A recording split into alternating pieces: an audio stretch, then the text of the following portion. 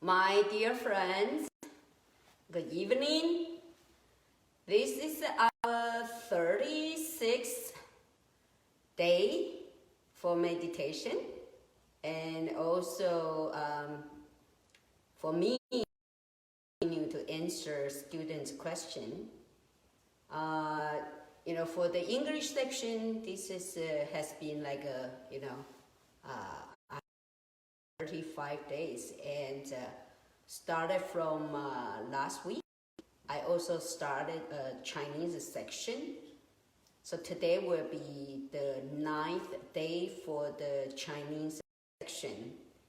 It started at our time, like at 10 o'clock. That means 2 hours later. Because the people in Taiwan, in Asia, they asked me that to conduct a Chinese section.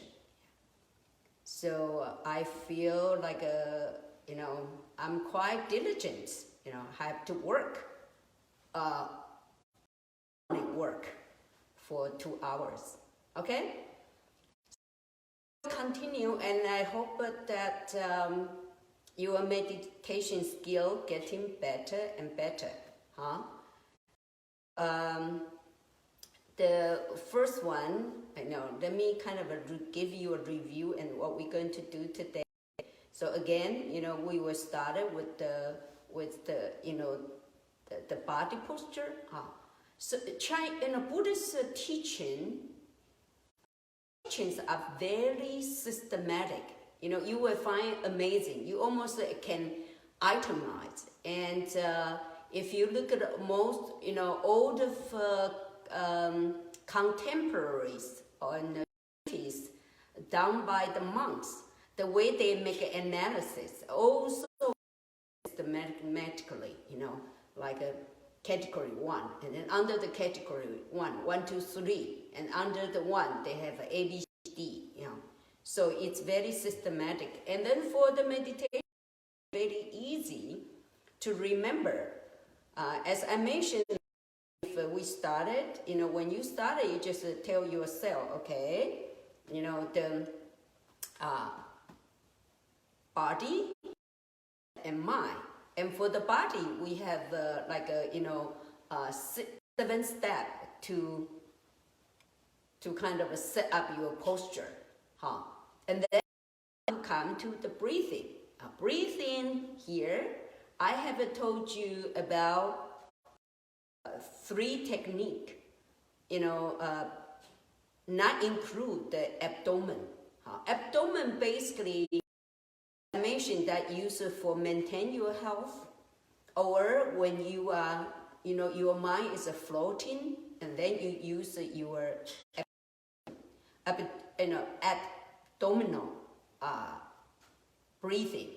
Otherwise, focus on here, on your nostril. So the first technique is doing the counting. Breathing out, count for 1, and 1 to 10. Once when you feel like you can concentrate now, because the counting is basically help you to bring concentration to your nose. Okay, and now you feel like you can focus on concentration now. Then you just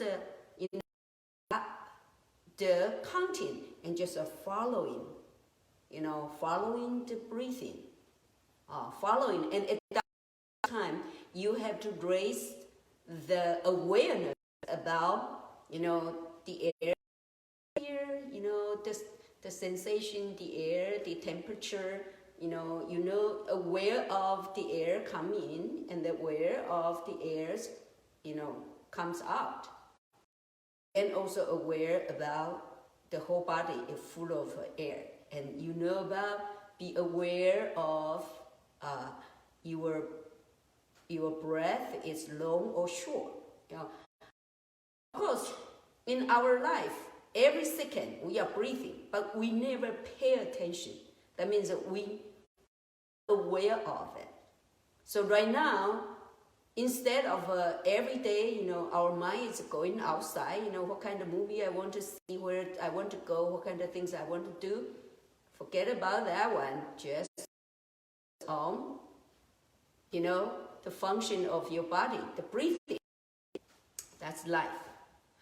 So be mindful of life. If we cannot breathe, then we will be dead.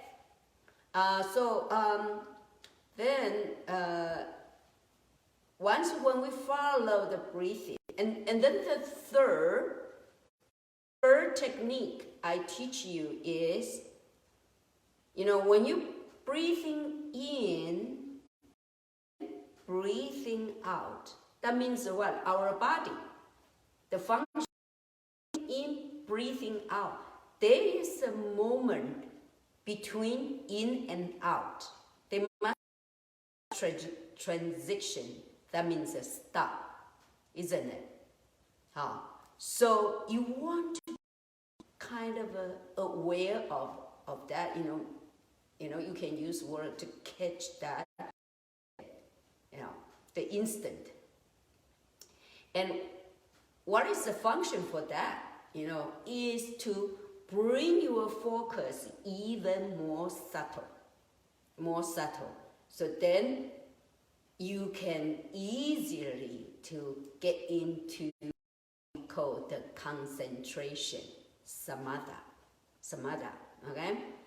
And so this is a counting, following, and then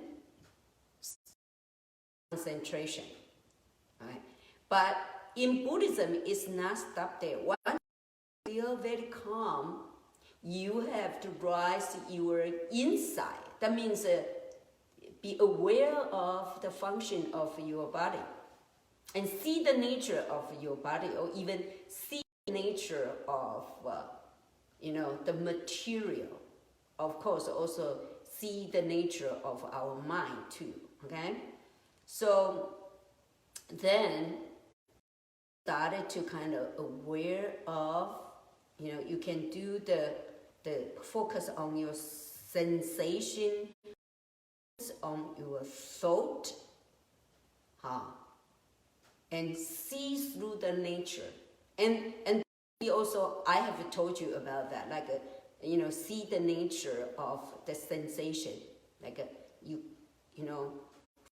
today we're going to ask you to practice is like if your knees, pain. Like me, I have a little problem here, So every time you sit, you hurt.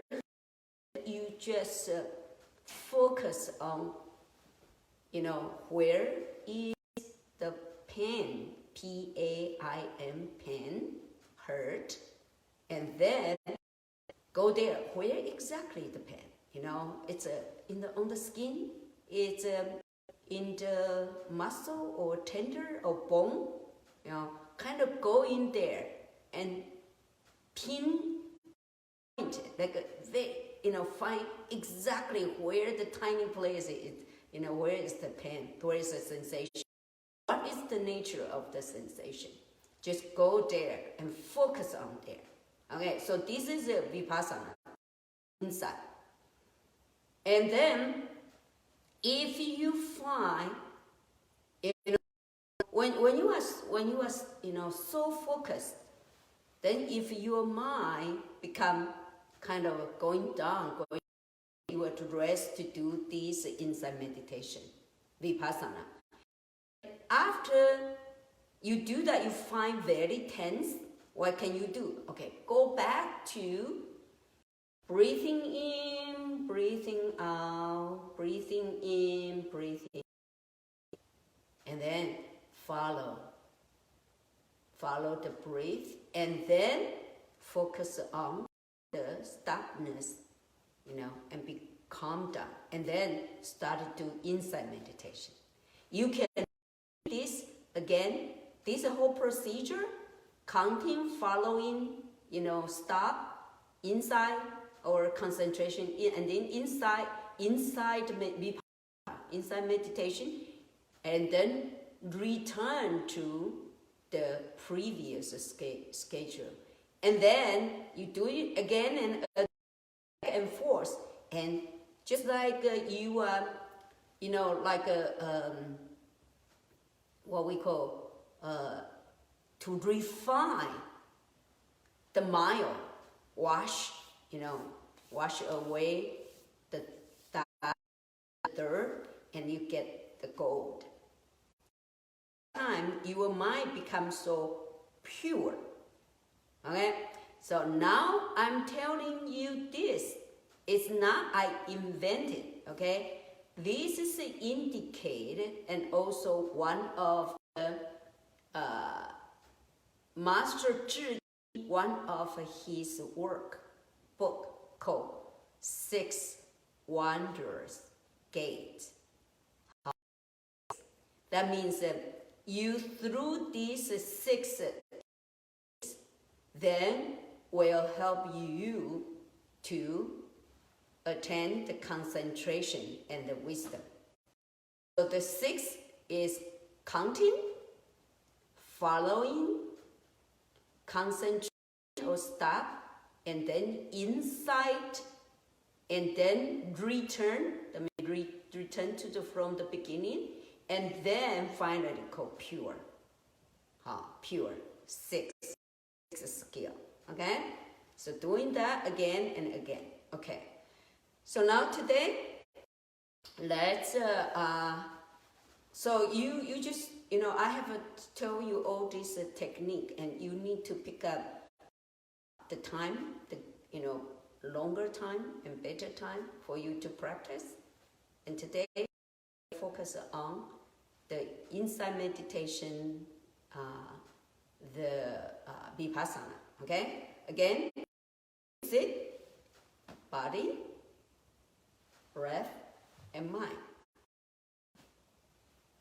Feet, cross your feet, full lotus or lotus.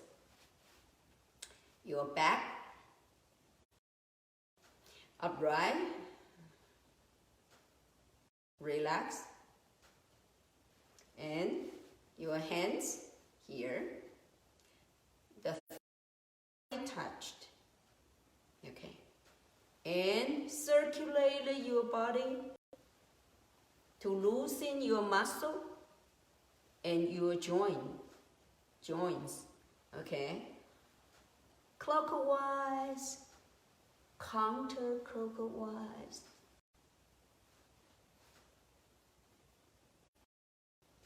And now, stretch your shoulder, back and forth. Open up, pull it down. Your chin, not up, not down, but pull in horizontally. And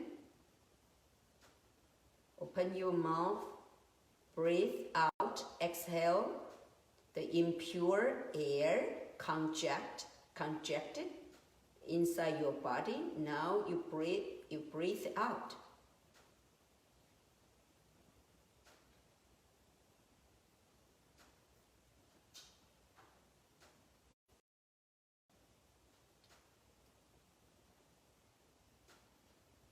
And immediately close up your mouth to reserve the pure air in your body. Put your tongue, or the tip of your tongue behind the teeth. Close. Now double check your feet, your back, your hands, shoulder, chin, and tongue and eyes. 6 Vajrayana, 6 steps of Vajrayana. Now let's breathing in, breathing out.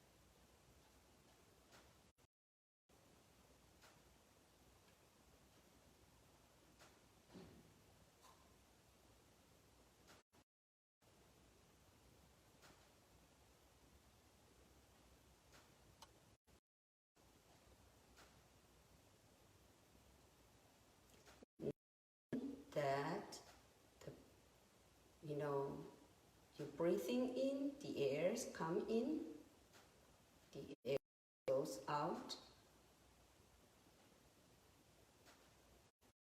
Knowing that the air full of your body.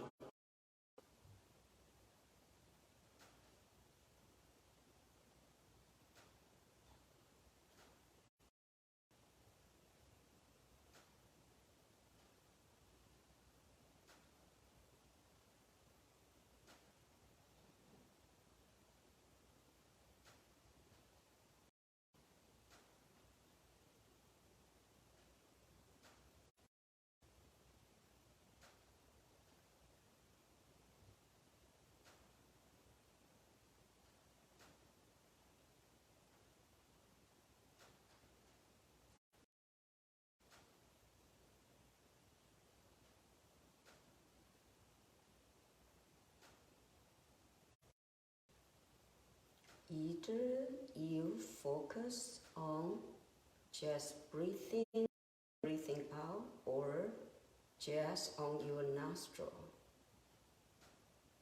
Or you can move to sensation on your body. See which area of your body has the strongest sensation.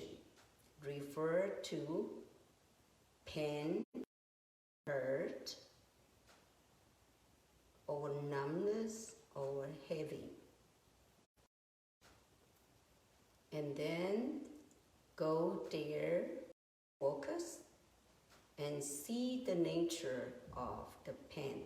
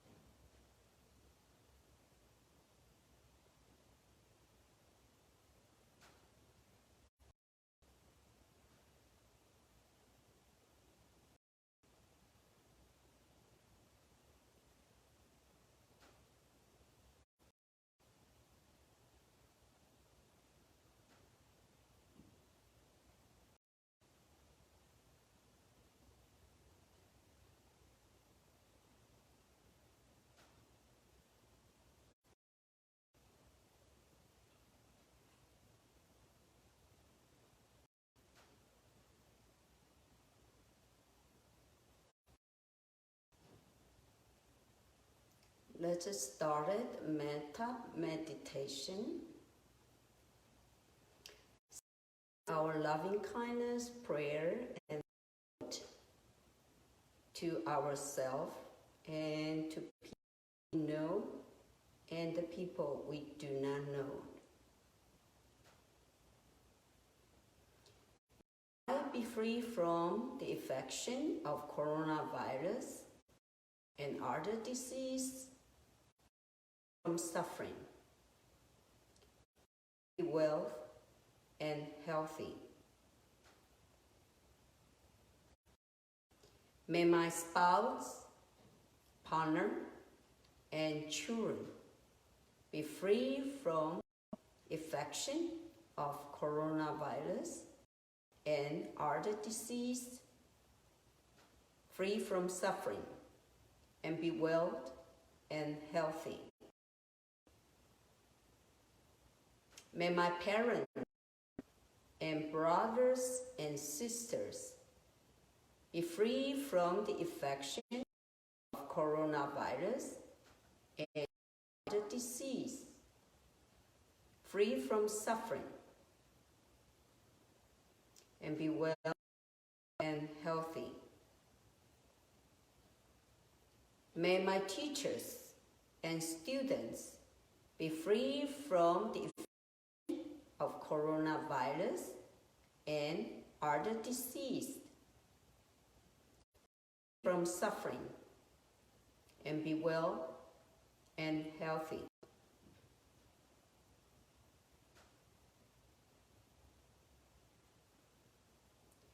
May my bosses, employees, and colleagues be free from the infection of coronavirus and other disease, free from suffering, health and healthy.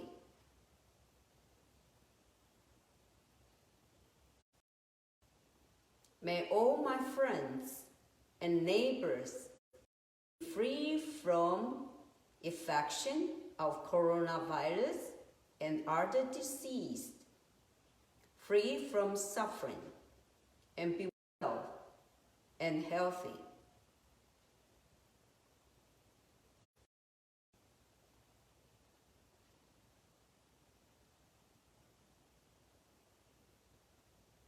May all the people in these countries be free from the infection of coronavirus and other disease, free from suffering, and be well and healthy.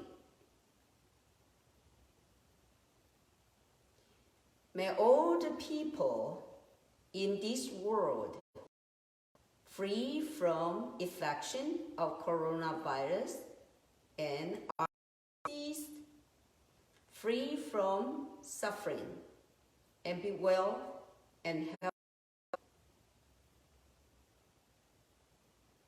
May all the sentient beings in the universe free from greed, hatred, ignorance, and be well and happy.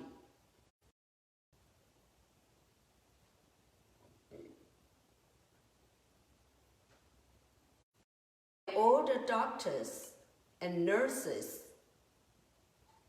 caretakers, medical personnel be free from the infection of coronavirus and other disease, free from suffering, and be well and healthy. Thank for their efforts and risk their own life to save others. May all the political leaders be free from the infection of coronavirus and other disease, free from greed, hatred, and ignorance, free from suffering, and be well and healthy.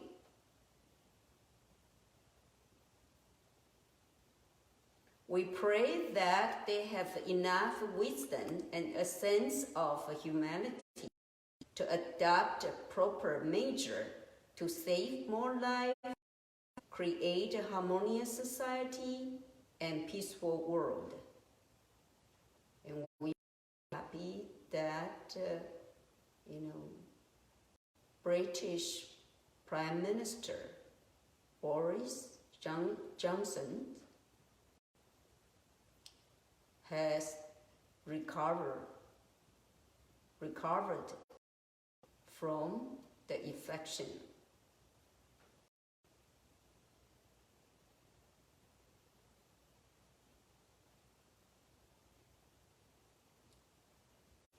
And the people who die of coronavirus will rest in peace and be reborn in a better, healthier, and happier realms. May all the people who got affected by coronavirus and other disease free from suffering and will gain the speedy recovery and be healthy.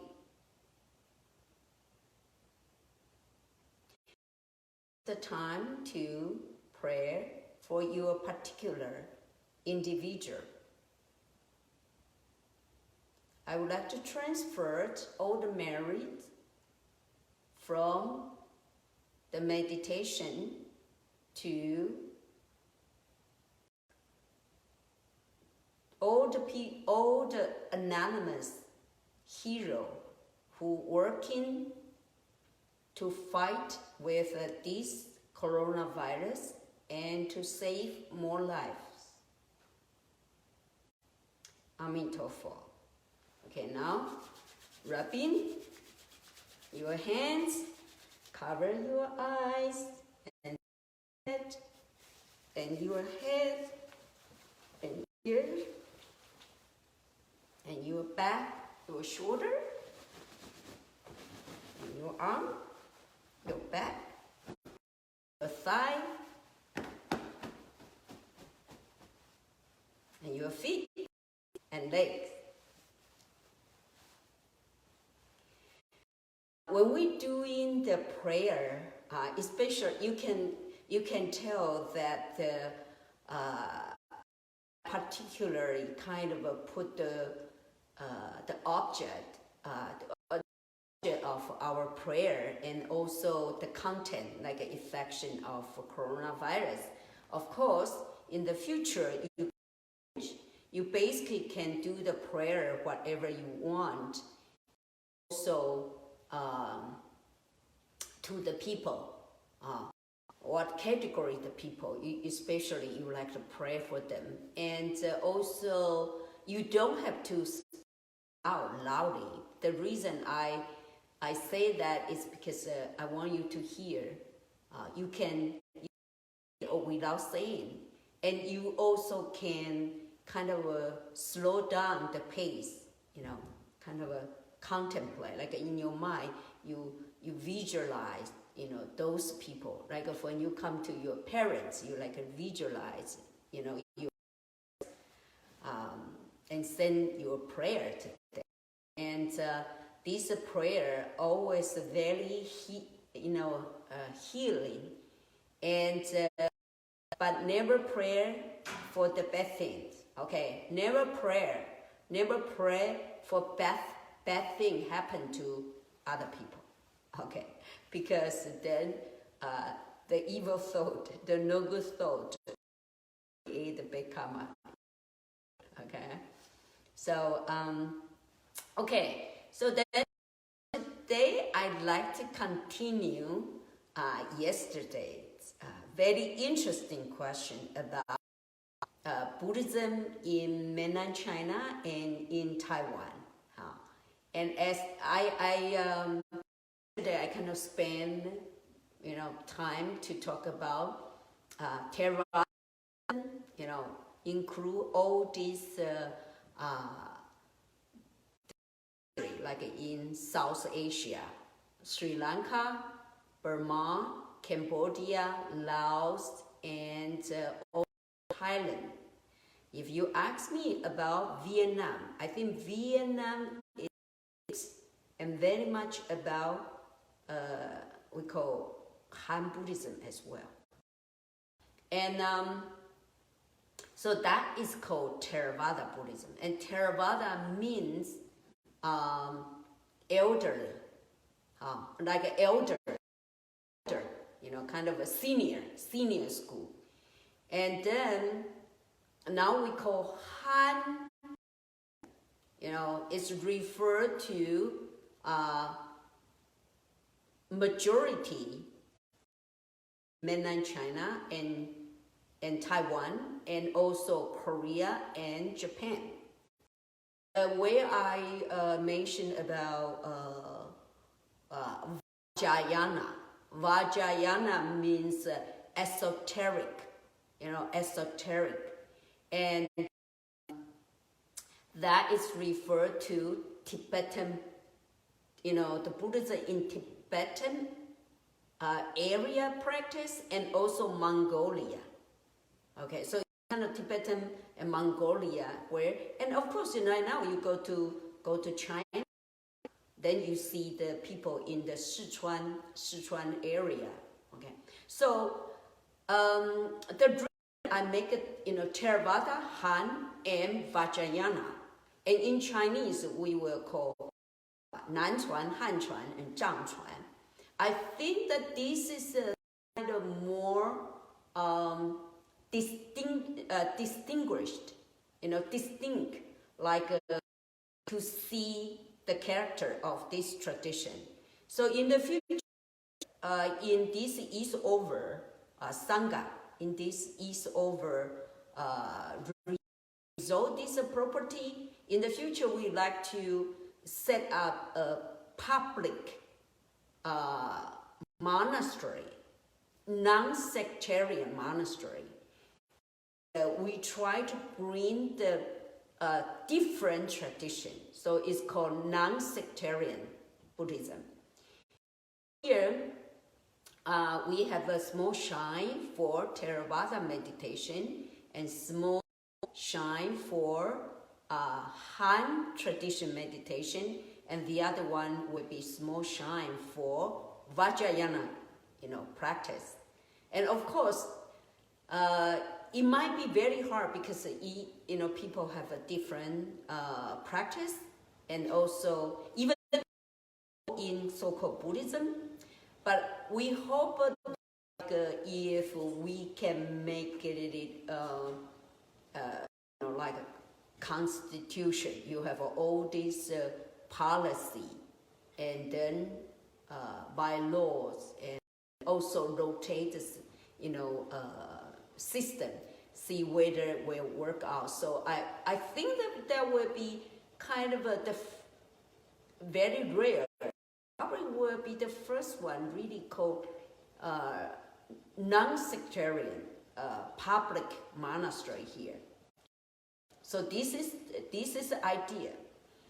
Of course, if you ask me about, hey, we mostly have heard about Zen school or Chan school, Pure Land. What kind of category? Okay, I probably have to find the other time to talk about this denomination of Buddhism. However, I should say Zen and Chan school. Zen school is a pronunciation from Japanese, and then Chan school is pronunciation from Chinese. So one is a Z-E-N, one is a C-H-A-N. But in Chinese character, they are the same, Chan, okay? Then I should say that Chan school is from the tradition, one of the major schools in the Han tradition, Han Buddhism. And the two most popular is Zen or Chan. and Pure Land. Of course, you also will find Zen and Chan also in Korean pronunciation, or maybe also Vietnamese tradition, But you have to look at the Chinese. Then the pronunciation are different. So after Romanized, then it becomes different. Okay. So, but anyway, now let's continue. Yesterday I mentioned it, that of course, if you look at Mainland China and Taiwan, and the first one, you go to, and I'm talking about Han tradition. I'm not include the Tibetan Buddhism in Mainland China or Theravada Buddhism in Mainland China, okay? And it exists, okay? Tibetan Buddhism in Mainland China and the Theravada Buddhism,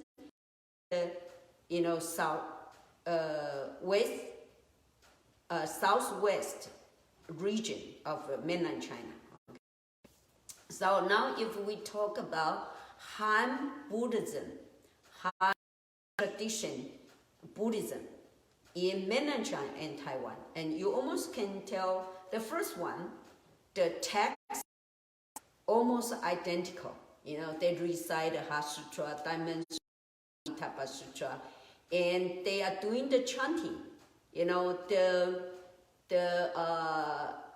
What do you call the liturgical texts and the rituals. It's very identical. Sometimes the chanting are different. So it's on the same text, Mainland China and Taiwan. And the people, the monks and nuns, the exchange between these two places used to be very frequent. And of course, start from last year, it changed a lot. Now it's almost, before the coronavirus, that it's almost like a stop because of Taiwan, the presidential election. So it's almost like a no back and no exchange activity between the Mainland China and Taiwan, and not to mention right now. Okay. So the practice, the teaching is, mostly identical, and also I have mentioned about the humanistic Buddhism movement right now, also, taken in Mainland China. And yesterday I mentioned that the revival of Buddhism, you can see almost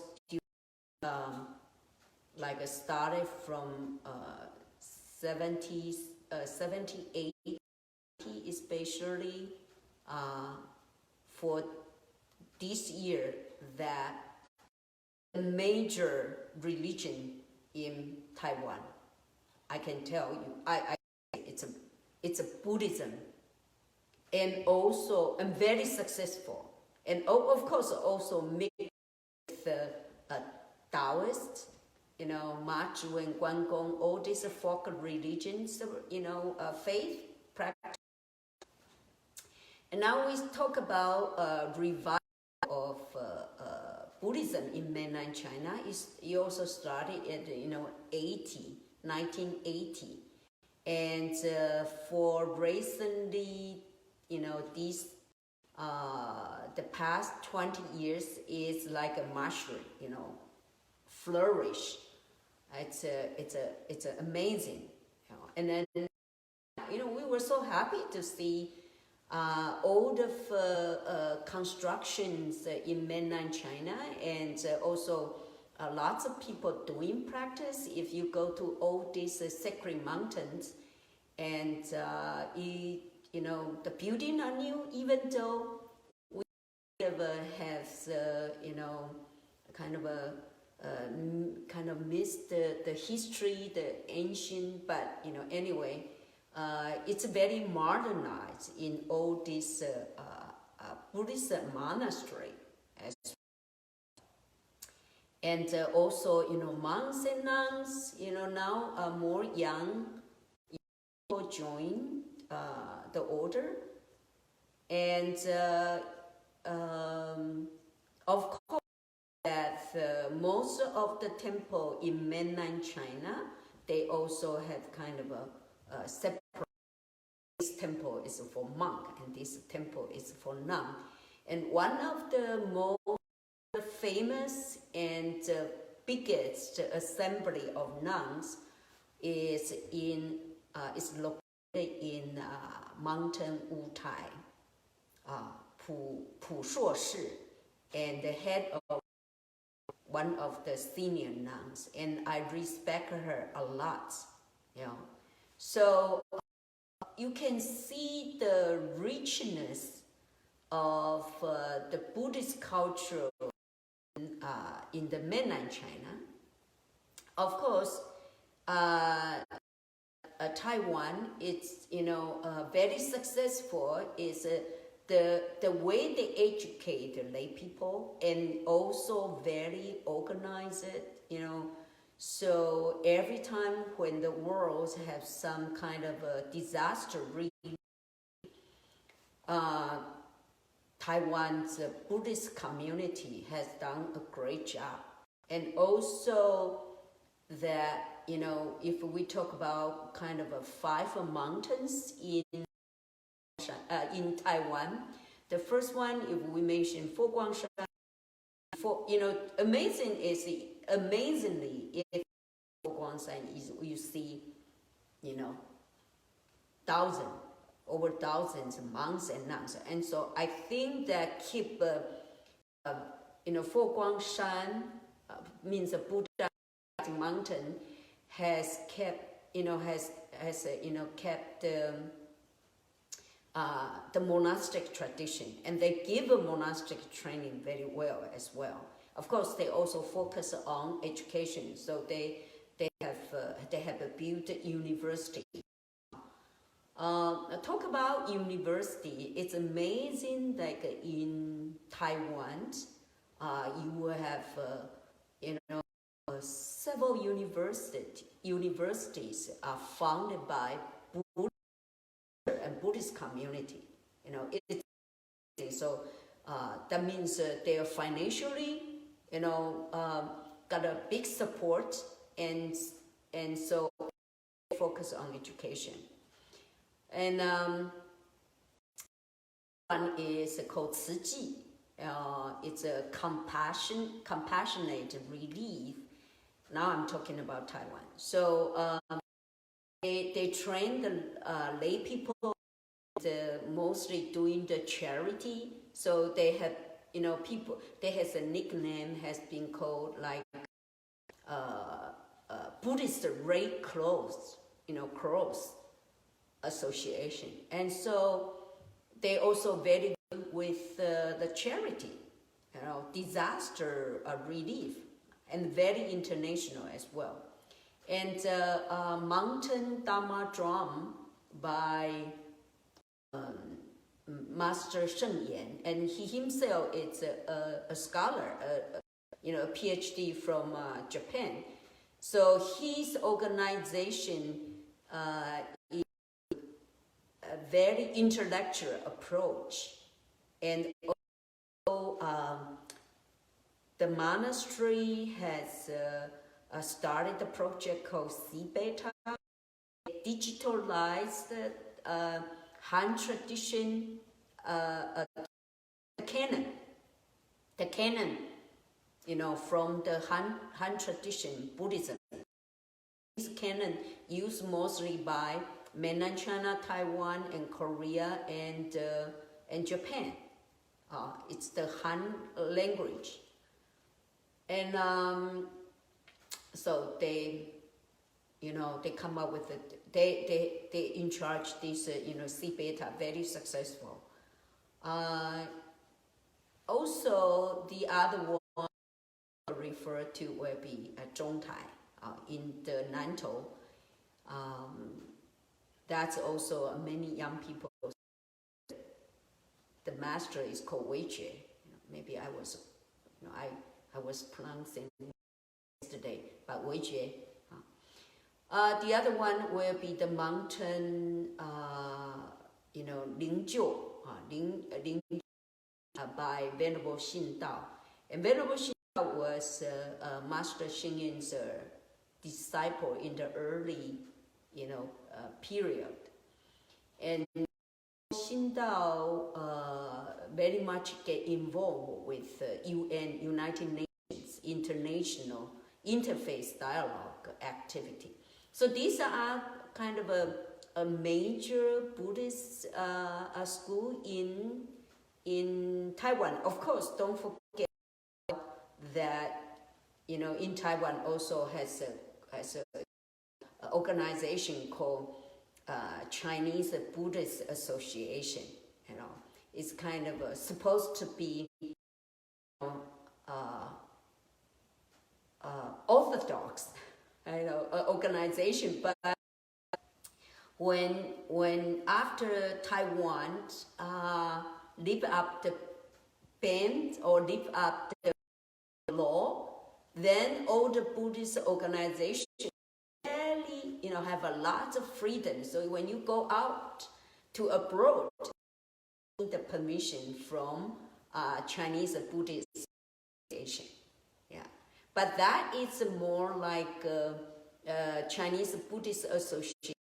In Taiwan, it's more like an old kind of a alliance of the school, all the temples, may not be major ones, but from small. So Taiwan is I love the religious phenomena in Taiwan.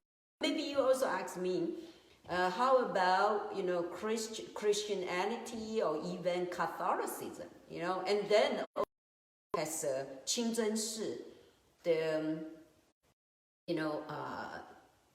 the Muslims,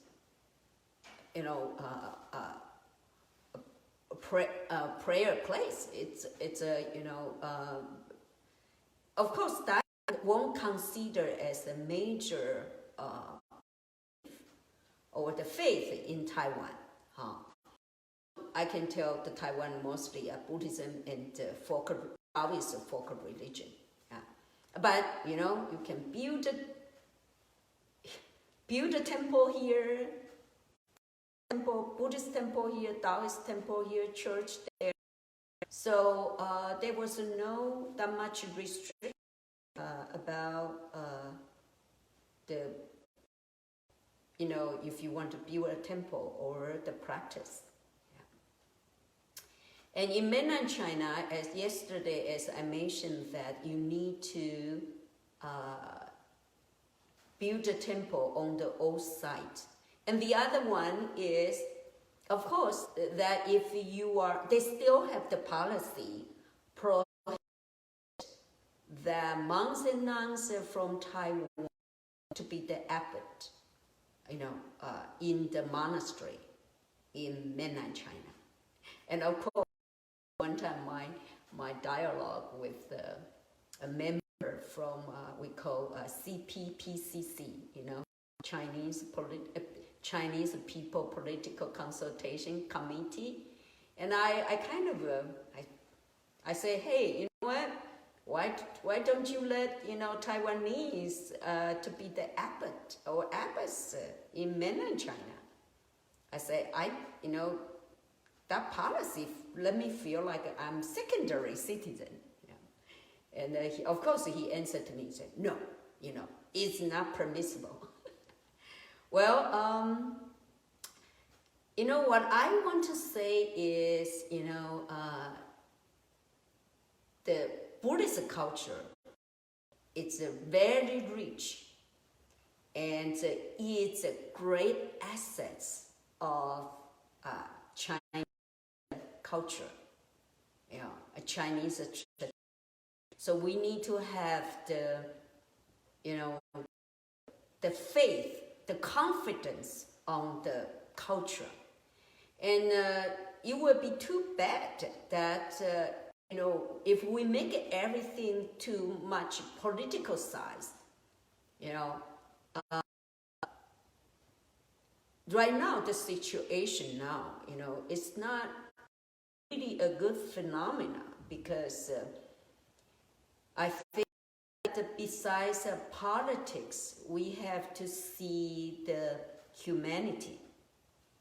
And I find that cultural, the arts, music, or even some entertainment,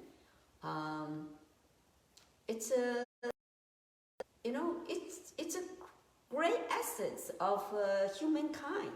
I hope that we will not sacrifice under too much political size. So I have to say that I have a lot of expectation and confidence on the Buddhist culture. In comfortable with the Taiwan, Taiwan, and I think that he set up a great model, for the Buddhism in the world. So of course, I feel like if we respect more the practice from the Buddhist community and not too much political size, and you know what? It will be beautiful. It will be an asset of humankind. And I hope that Chinese people need to have confidence. Just kind of let us practice. Of course, if it violates some, the secular law, you have unless it's kind of a murder or very serious crime, but otherwise, we should let kind of the Buddhism to bring the faith, spiritual life, and spiritual practice to the public, to the people. Okay, so then I think that I also have a question from our student asking about Shaolin Temple. Even though we may not have enough time, but let me see here. Okay, here he said, has Yifa have any interaction with the Shaolin Monastery? Are women treated equally there, or is it a monk-only institute? Okay, good. Okay, so you know what? For Shaolin Temple, we have to be so-called the Shaolin. We also need, of course, most people think about the one in Henan. Okay, the Shaolin Si.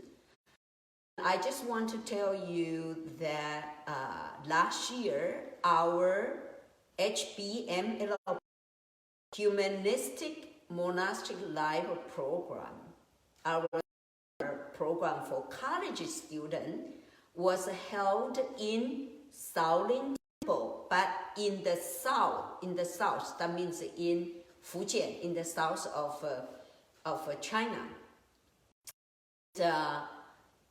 And you see that real, martial art monk there, Then, okay, the first one, our student was able to follow their kind of martial art tradition, the worship, the Bodhidharma first. So we have the rituals. First, our student has gone through that to come to teach our students martial art. And then our student was, they pick up some of our students are more advanced. So at the end, our students did a martial art, Kung Fu, and pretty good. Of our student, after that, then the first one, this martial art monk give our students some Dharma name, like represent their lineage, from their school, and every day we have seen of young kids, very young, some maybe even less than years old, and to like a teenager. About 50 people there and practice Kung Fu every day. So this South Shaolin Temple do focus, besides the regularly Dharma function for the devotee to come, but they do have a bunch of martial art monks, also a bunch of the kids, and they also have a school. It's called Kung Fu School. And basically these kids are associated with the Kung Fu School as well. Of course, these kids they train more like a monk because they live in the monastery, but they do not teach. I don't think they teach them, want them to become a monk. So this is something I want to say is, if you ask the Shaolin in the north, Henan, the major one we usually refer to, that on the 13, our program almost go in there, to the Shaolin temple, but I don't think that they have accommodation for about 100 of foreign students. Yeah, at that time. So yes, I still have the keep contact with the martial art coach. It's I hope someday, I told them, I keep telling them that someday that we can bring these Kung Fu kids to come to Eastover and to United States. And we will do more, cultural exchange program. Okay, it's 9 o'clock, 2 minutes past 9 o'clock, and I will see you 8 o'clock tomorrow night and continue the questions. Okay, good night.